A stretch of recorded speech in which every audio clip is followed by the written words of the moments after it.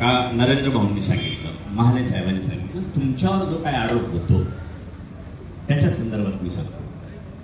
वाटून घेतले ना, ठीक आहे. अशा माणसाच्या पोटी जन्माला आलेला माणूस आहे तो. तेव्हा इंदिरा गांधींच्या काळात एकटेच जनता दलाचे आले होते. पहिले नेहाताई ते होते, नंतर एकटेच जन्माला आले होते. तेव्हा त्या काळात 50 कोटी रुपये, तुम्ही म्हणाल ते मंत्रीपद, काटा आला माझ्या शेतात. त्या माणसाने सांगितलं ना, रवी माने साहेब टुटून उड्या मारत फिरत होते तेव्हा, हे बघ, मी म्हणायचो, पहा ना भाऊ, जर मंत्रीपद मिळतं तर काय आपल्याला अडचण काय, नको बदलायचं नाही, गद्दारी करायची नाही. मी ते त्यांचे चिरंजीव आहे आणि मी त्यांचा शिष्य आहे. मरेपर्यंत मी माले साहेबांना बळच सांगायचो, तुम्ही चला. मी पहिले काँग्रेसमध्ये गेलो, नंतर मी राष्ट्रवादी बरोबर गेलो. तेव्हा माले साहेबांना राष्ट्रवादी द्या भाऊ. त्यांनी एक सांगितलं, रवी तुला माहित आहे की 50 कोटी रुपये मंत्री पदाला मी भीक नाही घातली तर मी धनराजनं जावं तुझ्या बरोबर, पण मी जिवंत असेपर्यंत त्याने जायचं नाही. तत्व असत, विचार असत. कोणी उठायचं आणि वजना एवढे पैसे दिले ना तरी ते बदलणार नाही. वजना एवढे आणि अशा पद्धतीनं राजकारण करून बदनाम करून जर काही करणार असेल ना तर त्याचा लेखाजोखा त्याच्याजवळ आहे आणि तो वरून पाहतो, पण त्याला रोज नमस्कार करणं आपण सगळ्या. कारण नाही ना चालत असं. तुम्हाला निवडूनच जायचं असेल ना तर करा ना. जनतेला काय तुम्हाला आश्वासन करायचं ते करा, कारण आम्ही आश्वासन नाही देऊ शकत. ते मी जाऊन आले तिथं विधानसभेत, मी जाऊन आलो विधानसभेत, तुम्ही जाऊन आलात विधानसभेत. फक्त आता झेरॉक्स जाणार आहे तर तुम्ही नव्या, हे दिसतं. पण तुम्ही एक दिवस तिथं होते, सांगा नाही, एखादं काम सांगा, एखादं काम सांगा. कारण की हे जनतेच्या मनात बसणारं काम केलं आहे ना. दिंडोरीला अकराळ्याला MIDC 2004 साली आणली. वळण योजना 2007 साली सुरू झाल्या. मी मध्ये आमदार नव्हतो, हे होत, त्याला ब्रेक नाही लागू दिला त्यांनी. ते तसंच पुढे चालू ठेवलं का ज्याचा लाभ आज आपण सगळे जण घेतो. बदनामी 5 करोड. अरे आम्हाला नीट शून्य त्याच्यावरची लिहिता येणार नाही बाबा. तुम्ही असाल अर्थतज्ञ तर आम्हाला नाही लिहिता येणार. अरे नाही ना, आमच्या बापांनी नाही, आमच्या आजोळांनी नाही पाहिलं, आमच्या आई बापांनी, त्यांचे बापानं चिखलातून एवढं डोक्यावर पेटी ठेवून आणि माळ्यापासून पायी पायी गेलेला माणूस मी ऐकलंय. ह्या पद्धतीनं माझी विनंती आहे. दुसरा मुद्दा काय, नरेंद्र भाऊंनी सांगितलं, डॉक्टर बाबासाहेब आंबेडकरांनी जी राज्यघटना लिहिली तिला जगभरात मागणी आहे. जगभरात का तुमची लोकशाही, तिच्यावर PhD बाहेरचे लोक करतात. अजून कोणाला त्याची डुप्लिकेशन करायची बुद्धी, त्याला जन्माला ठेवा लागतं. डॉक्टर बाबासाहेब आंबेडकर याला तुम्ही चॅलेंज करता, जाती जातीत ते निर्माण करता. कशा पद्धतीने तुम्ही चाललात की जनता आता दूध खुली नाही राहिली. तो दिवस गेलाय ना, एक दिवस होता. काहीच करायचं नाही, फक्त रक्त सांगायचं. का बरं काळं निळं पिवळं रक्त आहे का माणसाचं? 45 जातीमध्ये तुम्ही तेढ निर्माण करता. 45 जाती. का बरं तुम्हाला वारण्यांची मतं नको, कातकऱ्यांची मतं नको, भिल्लांची मतं नको? काय चाललंय काय, त्याला काही अर्थ असतो. जुन्या गोविंदानं अरे एकमेक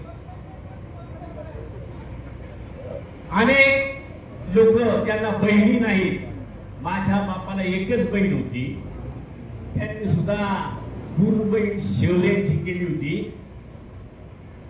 आता बाप मरून गेलाय माझा, तरी परवाच्या दिवाळीला त्यांची मुलगी येऊन मला ओवाळून गेली. काय जात आहे, चाललंय कुठं, कोणत्या दिशेनं? माझं मत आहे, मिळतं ऑक्सिडंट होतो ऑक्सिडंट, कदाचित असं करून थोडस मिसगाईड करून एक वेळा यश मिळू शकतं, पण ते पुन्हा पुन्हा त्याची कॉपी नाही करता येत. आजही मराठा विरोधी म्हणून सांगितलं जातं. मराठा विरोधी काय बाबा, मी 15 वर्ष मराठा विरोधी नव्हतो का? होतोच ना मी. 15 वर्ष, हे 5 वर्ष आमदार होतेच ना. हरिभाऊ 25-30 वर्ष होतेच ना. कचरू भाऊ होते, हरिश्चंद्र चव्हाण होते, सगळेजण आम्ही गेलोय ना तिथून. का बरं तुम्हालाच समाज करतो? याचा अर्थ मी जर बोलायला लागलो ना तर नको, आज 2-3 दिवस आहेत, अशी चिडाचिडी होईल ना. त्यांना म्हणा चिडा तुम्ही रोज दिवसभरात त्यांच्या शेतात, त्यांच्या घरी 80% वेगवेगळ्या समाजाची लोक येतात. 20% आमच्या समाजाची, म्हणजे आमच्या 45 जातीची. आम्ही मराठा विरोधी. आणि काय तुम्ही मराठ्यांच्या जवळचे एखादं उदाहरण सांगा. मराठा आंदोलनात एखादा दिवस त्यांनी जर एखादा कुठं बाहेर दिली असेल तर मी इथून घरी निघून जाईल.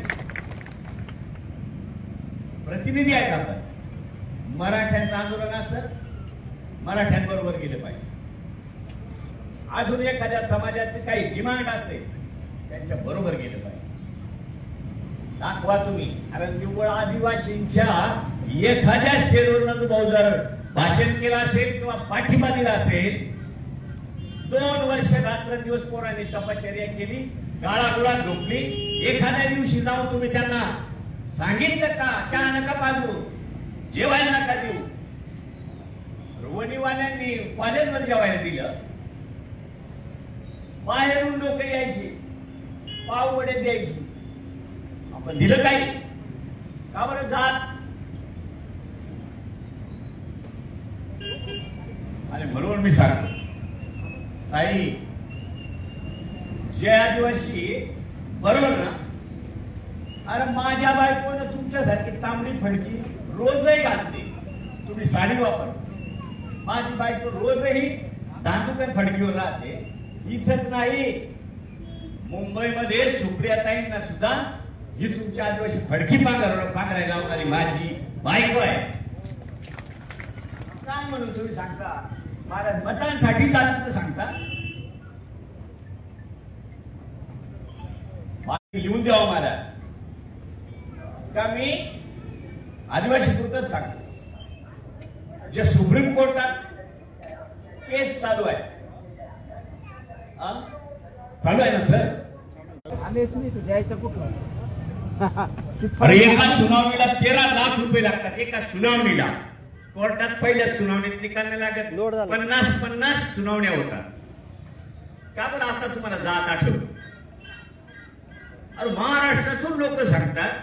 मी सांगितलं साहेब, म्हटलं सगळा मराठा समाज पेटवलाय, मीच कळवलं पाहिजे ना काहीतरी. अख्ख्या महाराष्ट्रातून लोक निघाले. ते मराठा समाजाचे, ते एससीचे, ते एनटीचे, ते ओबीसीचे, 73 समाजाचे. 73 समाज काय? भंगी समाजाचे. आम्ही येतो राम मी भंगी असेल त्या माणसाला आमची जात नाही दिसली, मांडीला मांडी लावून आमच्या बरोबर बसून 4 दिवस आम्ही मुंबईमध्ये त्यांच्या बेडवर झोपलो, ही सांगणारी लोक आली.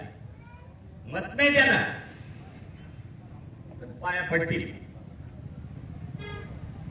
कामाला मदत झाली, आज भंग्यांना मदत करतो तर तुम्ही मराठा काय म्हणून सांगता? त्या मराठ्याच्या विरोधात जाणं म्हणजे आदिवासी समाजावर मध्यंतरी काही केसेस झाल्या होत्या, बाबांना माहित आहे. 11 वर्ष बाबाच्या घरी राहणारं कुटुंब, वादविवाद झाला, गैरसमज पसरवला, निघून गेले. 3 वर्षानं बाबाकडे आले, 18 शिटी दाखल करायला लावली होती. 18 शिटी 3 वर्षांनी ती लोक पुन्हा आली बाबाशी. पोरांना सांगितलं जाऊ दे, आमची चूक झाली, आम्ही नाही मुलाबाळांची लग्न करू शकत, नाही शाळा करू शकत. आज तरी आमचं नाही ऐकत हो लोक. त्यांना माहित नाही, त्यांना काय वाटतं मराठा विरोधी सांगितलं म्हणजे तुम्ही त्या मजुरांना, त्या आमच्या कामगारांना सांगा का हा असा आहे, हा आमच्या विरोधी नाही, हा आपल्या एकमेकाच्या विरोधात आहे, असं पटवायचं आहे. जनता दूध खुळी नाही. म्हणून साठी माझी विनंती आहे, 2-3 दिवसात अजून काही वेगळं सांगू दे, त्याचं उत्तर मी देतो. ना, काही असं ते माझ्या इंडिव्हिज्युअल लाईफ बद्दल जरी काही बोललं ना, त्याचं उत्तर मी देईन, बोलू दे. कारण जेव्हा माणूस कुस्ती खेळतो, आता पैलवान तुम्ही होते ना, पैलवान नाहीच कधी ऐकायला लागला ना, तो बोट पिरगळतो, गुदगुल्या करतो. अरे पैलवानाला तुम्ही बोट मोडा नाही तर हात मोडा, पैलवान असतो, रेडी करायचं नाही. डॉक्टर बाबासाहेब आंबेडकरांनी दिलेल्या लोकशाहीच्या पदराला धरून आपल्याला जायचंय. आपली किंमत लय नखात सुद्धा सापडणार नाही. आपली किंमत एवढं तेज असलेली लोकशाही, तिला आपण बदनाम करतो, तिला आपण बरबडतो, याचं पाप तुम्हाला आणि मला ते फेडावं लागेल. पाप करतो आपण. माझी विनंती आहे, कामाच्या संदर्भात राजू भाऊचा हाच पेसा आहे. मी सांगतो ना, पेसा सांगायला गेलो तर पेसा समजायला 10 वर्षात मला नाही समजला अजूनही. आता कुठं परवा प्रशिक्षण घ्यायला चालले होते, 1 दिवसात कुठं पेसा समजतो. केंद्राच्या सेक्रेटरीला अजून पेसा समजत नाही. मी सांगायचं म्हणजे फक्त तुम्हाला पसरवायचा असा त्याचा अर्थ व्हायला नको, म्हणून मी थोडक्यात सांगतो. पेसा हा संवर्ग किती त्यांना विचारात जर आले तर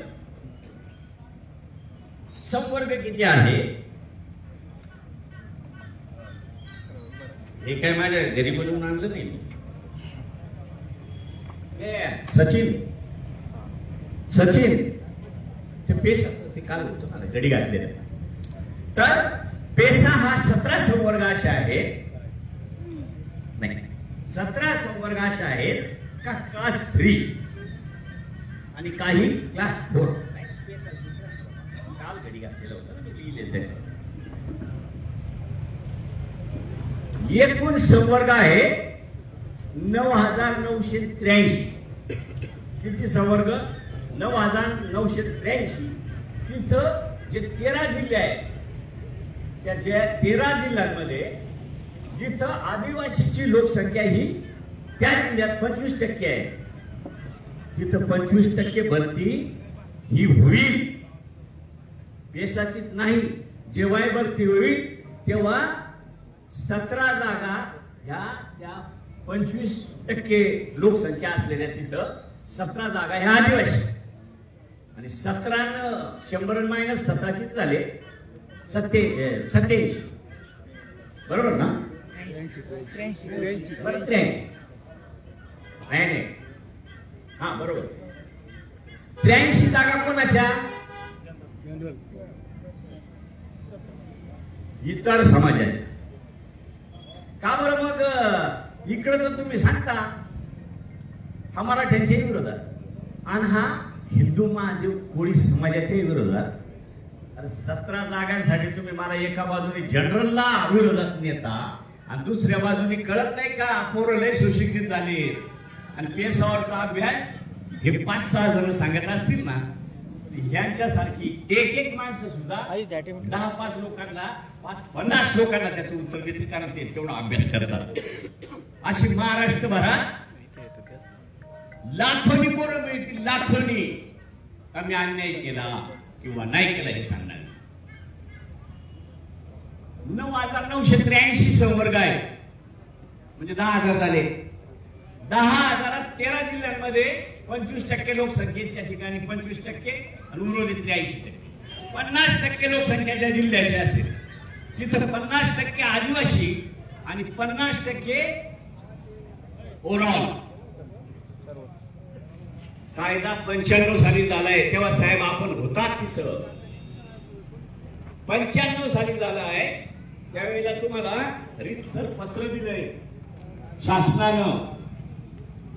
हे नाही बाबा, हे नाही. जाऊ द्या ना, मी कोणीही सांगू शकतो, मला कागदाची गरज नाही.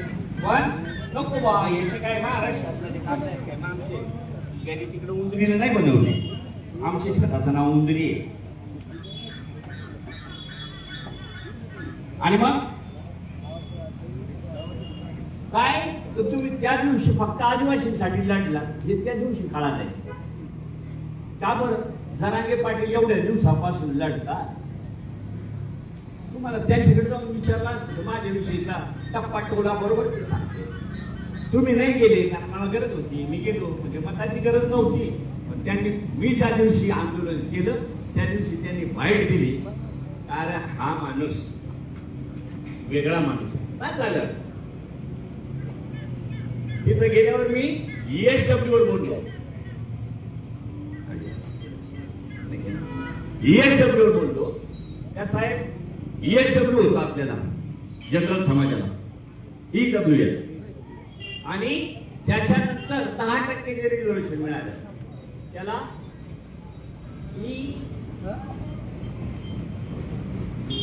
म्हणून ते टाकं मागत होत नाही.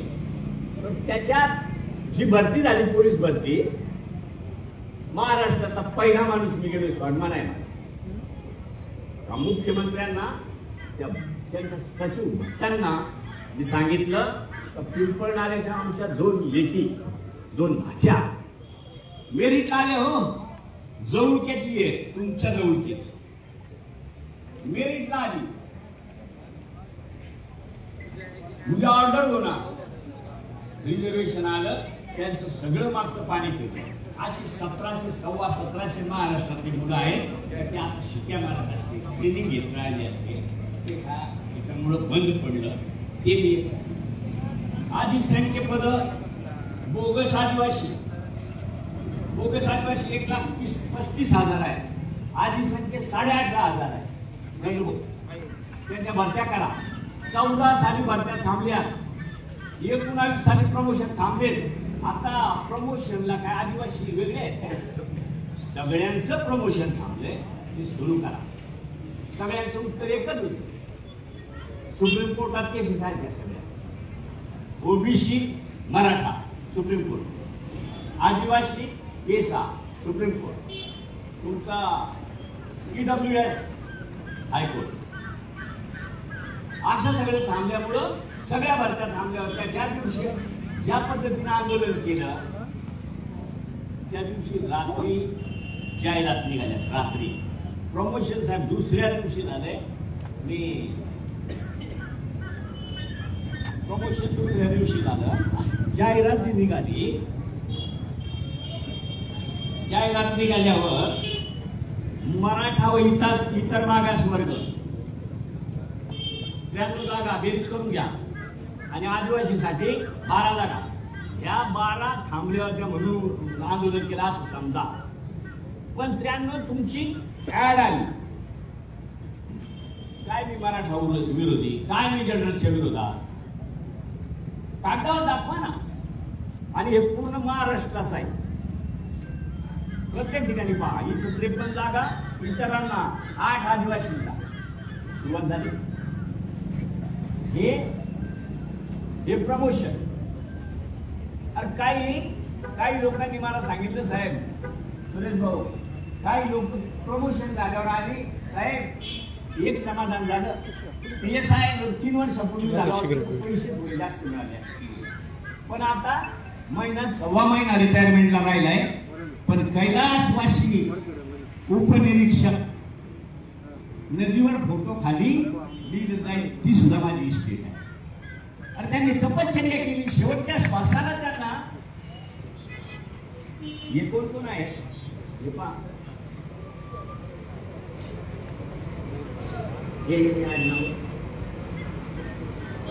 बोडके आहेत, ओबीसी, धुमाळ, जाधव, फार आत्राम सुत्राम सहित सगळे आहेत. का बरं ते तेव्हापासून थांबलेले, का बरं त्या दिवशी झाले तारीख 8/8, कारण मी आंदोलन केले 4/8. फायदा कोणाचा? आणि म्हणून एसाच्या संदर्भात राजभाऊ, माणिक दादा, तुम्ही तो विचार करू नका. तुम्ही ज्या पद्धतीने पाठीमागच्या काळात पाठपुरावा करून तुमच्या ह्या विभागासाठी जे आणलंय ना, ते सुद्धा मला न घरका न घाटका, मी मला न घरका न घाटका अशा पद्धतीनं सुरू केलंय. पण मी सुद्धा तेवढाच आहे ना. इकडं काय सुरू केलंय, जा मराठा विरोध, तिकडं काय सुरू केलंय तुम्ही जाऊन पहा ना. इकडे सगळे सिमेंट काँक्रीटचे रस्ते, त्याचा परिणाम मला वाटतं इथे मिळणार आहे, तिथे मिळणार ना, मिळू द्या. का बरं तुमचे सिमेंटचे केले, तुम्हाला सांगायला नको काय बाबा, तू काय करणार आहेस तेवढं सांग, किंवा काय बोलायचं तुम्ही शिकवा. त्या लोकांना तुम्ही उदासीन करता. आणि तुमचा माणूस असा एवढा हुशार आहे विठोबा मोबाईल सारखा, त्याच्याकडून धडक नाही चालणार. अशा लोकांना तुम्ही सांगता तिकडे जा, एवढ्या सिमेंट कॉन्क्रीटचे रस्ते, चुकीचं नाही ना. पण इथं महाराज काळी माती आहे, इथं लोडेड गाड्या आहे, इथं कारखान्याच्या गाड्या आहे, इथं श्रीरामच्या गाड्या आहे, इथं स्टीलच्या गाड्या आहे, इथं मळ्यात बंगले बांधतात तर वाळू लागते. 40 टनाची वाळूची गाडी आपल्या ग्रामीण रस्त्यावर, रस्ता खराब होतो. मग काय आपण आता त्याला बंगला नाही बांधून द्यायचं काय? 9 टनाच्या वर आपल्याला जर 10 क्विंटल जरी जास्त असलं तरी आपल्या टोल नाक्यावर गोरगावच्या दंड भरावा लागतो. आपण सगळे शेतकरी आहे. तो नॅशनल हायवेवर जर दंड आहे, दुसरा नियम आहे. ग्रामीण रस्त्याला तुम्ही एवढा मोठा तो बंगला बांधायचा, आणि त्या बंगल्यात तुम्हाला वास्तू शांतीच्या दिवशी प्रमुख म्हणून जायचंय. आणि तो पाणी मारतो म्हातारा, त्याचा म्हातारा पाणी मारतो, त्याच्या हस्ते नाही करत. आम्ही काय आमच्या डोक्याची या शिकलही झालेली, त्यांना तुम्ही प्रमुख म्हणून इतका माझ्या सही विरोधी म्हणतात, बुद्धिहीन म्हणतात. अरे बुद्धी माझ्या बरोबर चला. तुम्हाला बगळा कावळा विलासराव देशमुख साहेब मुख्यमंत्री असताना मी सांगितलं होतं, 37.5 एम सुट्टी गाळा आलाय. पहिल्याच दिवशी गेलो तुम्ही सभागृहात नागपूर. त्याला आहे हरिभाऊ लोड राहिलाय, त्याच्यामुळे ते त्यांनी मला सांगू नये. विलासरावांनी सांगितलं, आमदार आजच्या मी मुख्यमंत्री आहे म्हणे, आजच्या आज माणसं पाठवतो, अधिकारी पाठवतो, काळ मोजायला लावतो. 37.5 जर नाही भरला कारण माझी इज्जत जाते. समय सुचकता थोडीफार का होईना असं तुम्ही अनुभवले, महाराष्ट्राने अनुभव. कारण मी लगेच सांगितलं, साहेब मी मोजला तेव्हा 37.5 होता. कमी भरला तर वाहून गेला असेल, जास्त भरला तर नवीन आला असेल. आजच्या सभागृहाने बात वाजवली, तेव्हा त्यांनी मला लिहून दिले, जपून ठेव. पहिल्यांदा येऊन हिशोबशीर सुनील पाटील साहेब या ठिकाणी आले. त्यांचे गावाच्या वतीनं, राजू भाऊच्या वतीनं, माणिकदाराच्या वतीनं, अध्यक्षांच्या वतीनं स्वागत. मला त्या वेळेला शिकवलं होतं ना, झाडावर कावळे किती. 10 सांगितले सरांना माहिती ना, 10 सांगितले 9 भरले ते 1 उडून गेला, 11 झाले ते 1 नवीन आला. त्याला कुठे शॉलेज आहे. पण त्याचा त्या दिवसापासून मला अध्यक्ष कधीच खाली बसवत नव्हते. मी जे बोलतो ते हसण्यासारखे आणि घेण्यासारखे. तुम्ही त्याला मराठा विरोधी पेसा भरती करून सगळेच आदिवासी. का बरं आदिवासी नाही, कलेक्टर नाही हो काय झालेत ना. योगेश बरसट ज्याचा बाप सकाळी बाहेर जायचा तर डबातलं पाणी ओतून द्यायचा आणि तो डबा भरून न्यायचा, तिथं प्यायचा. त्याचं पोरग फणस पाडायचं. योगेश बरसट रघुनाथ गोयाकडे इथे होते, क्लासवर होते. आणि जाऊ द्या मोठ्या माझा जावई त्याचा बाप देशी विकायचा. तो क्लास 1 आहे, नाशिक महानगरपालिकेत वित्त अधिकारी. गेले पुढं, ज्याला जे जे असेल ते जातील पुढं. त्याला जातात पासून आले, त्याला रिझर्वेशन नाही लागत, त्याला मेरिट लागतं. मेरिट न माणूस एमपीएससी करतो, तो तहसीलदार होतो, तो प्रांत होतो. प्रमोशन मी झालो असतो, पण कदाचित जसं ते PSI म्हणते ना 10-12 दिवस, मला 5-7 दिवस मिळाले असते तहसीलदार झालो असतो. पण आता ही कैलासवासी तहसीलदार आणि तहसीलदार रिटायर होऊन जर आमदार झाला असतो तर 2 डिग्री मिळाल्या असत्या आणि 2 पेन्शनही मिळाल्या असत्या. तहसीलदारची पेन्शन, आमदाराची पेन्शन. तर ह्या गोष्टीचा माझ्याशी कधीही फार डोकं लावायचं काम करू नये. जनतेला जीव मस्त, जनता माझ्या बरोबर आहे. आज कशामुळं काय कोण मागं बसतो म्हणून दादा तुम्हाला नाही सांगितलं, काही येतच नाही. का बरं कोण न येण्याची कारण मला सांगा, मला मत देऊ नका. पण मी तुमच्यासाठी काही केले तर माझ्या समोर यायला अडचण काय, त्याचं उत्तर जरी दिलं ना तरी मी सक्सेस ना. काय सांगायचं नाही घाबरतो आम्ही, पण मग मला का बरं घाबरत नाही. मी तर 3 वेळेस आमदार, मला घाबरा ना. रक्त घाबरण्याचं नाही असं माझी विनंती आहे. राजू भाऊ, वरखड्याचं नाव घेऊन माझी सगळी तिकडे इज्जत चाललेली आहे. मला बाकीचं काही सांगायचं नाही. वरखड्यातच नाही, या परिसरात मराठा कोणीच यांच्या बरोबर नाही म्हणे. आता हे कोण आहे, हे कोण आहे, कोणीच बरोबर नाही म्हणे.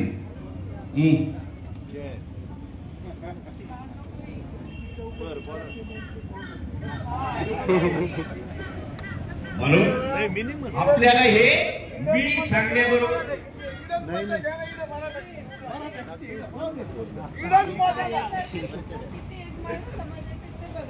मला तिकडे सगळेजण हे सांगतात ना का मराठा विरोधी पेसा भरतीत मराठ्यांना विरोध केला म्हणून मराठा यांच्या बरोबर नाही. आहेत काही तरुण मंडळी विचारे, मी जिंकलो तरी तुमची बैठक लावतो, तरुणांची आनंद तरी बैठक लावतो. आणि तो गैरसमज, तो समज कसा आहे ते मी तुम्हाला ट्रेनिंग देतो. जे ठाकरे चालवतात अपोजिटच्या बाजूने ते मला म्हणतात तारीख दिली रद्द केली.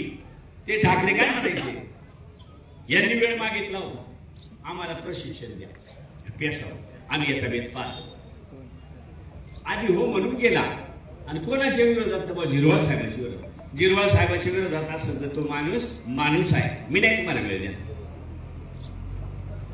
म्हणून माझी विनंती आहे, पुन्हा 3ऱ्यांदा गेलोय, 4थ्यांदा पाठवाल. कारण आता भाजप, महायुती, शिवसेना, RPI आणि त्याच्याबरोबर माले साहेब उमेदवारी ज्यांनी म्हणून कॅपॅसिटी प्रमाणे मागितली होती, असे बागुल सर, अवतार, अशा सगळ्यांनी त्या ठिकाणी मला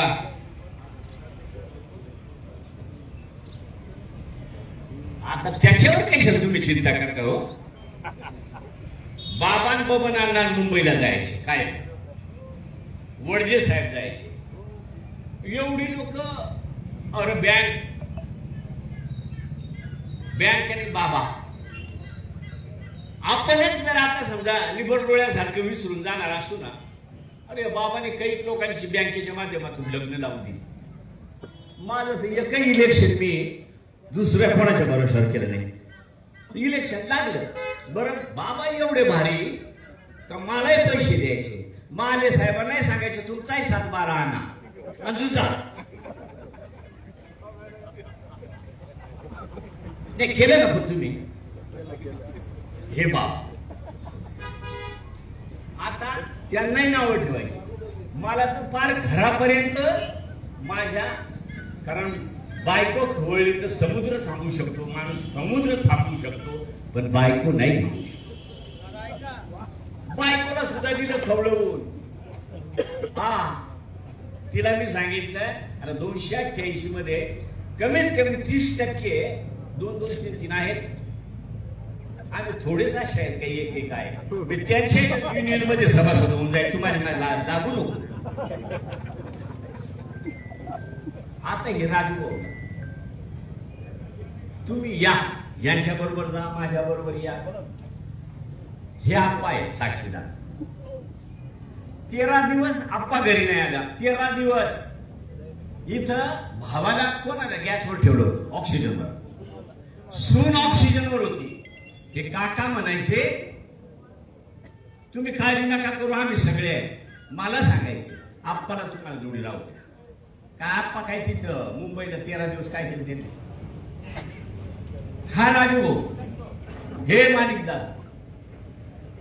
अरे हा राजू भाऊ घडी पडून देत नाही. घडी कपड्याला आंघोळ न करता होता त्या कपड्यावर रात्रभर फिरला आणि 6:30 वाजता बजेट प्लेट तयार करून घेणारा राजू आहे. तुम्ही त्याला मुंबईचा विचारता. अरे जमलं तर जनतेसाठी आम्ही एकत्र म्हणून एक रेशन कार्ड काढून घेऊ, इकडची नावं कमी करून टाकू, समाजाची सेवा करू. कारण रेशन ते मिळतं. काय बोलायचं. अरे तुम्ही राजू मुंबई